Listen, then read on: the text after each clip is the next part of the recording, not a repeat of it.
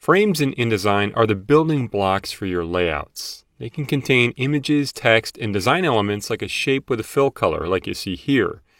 In this video, you'll explore the different types of frames available in InDesign and the tools used to create them. You can open this practice file for this tutorial if you want to follow along. And so that you can see the entire page, choose View, Fit Page in Window. If you want to add text to your design or you'd like to import an image, you'll either need to create a frame to hold that content or let InDesign create the frame for you as you import or place text or images.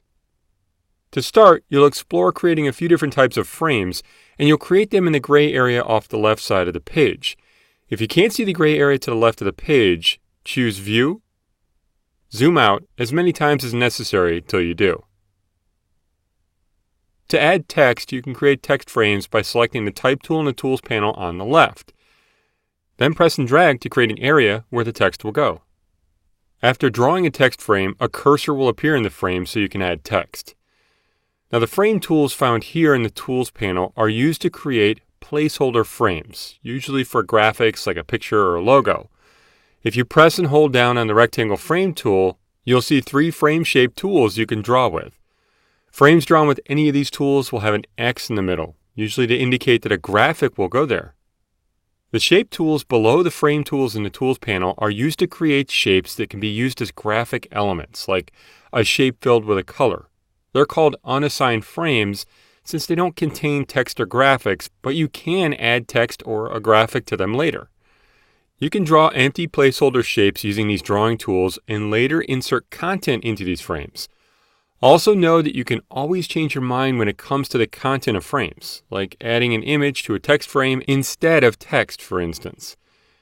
To ensure that you can see the whole page, choose View, Fit Page in Window.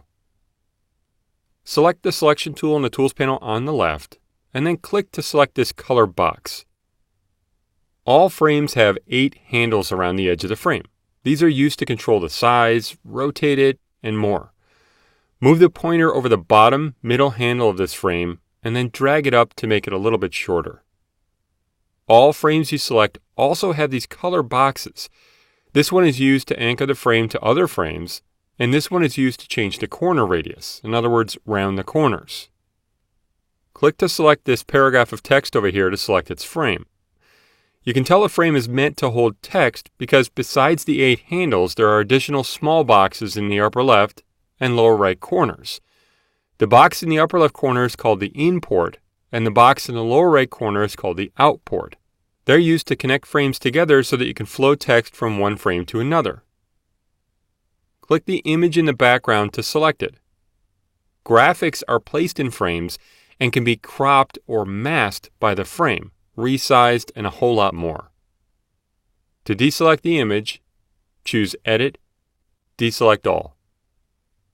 Understanding what frames are and how to work with them is a big first step towards adding content to your InDesign documents. As you make your way through these tutorials, you'll add content like text and graphics and be more comfortable with both creating and editing frames.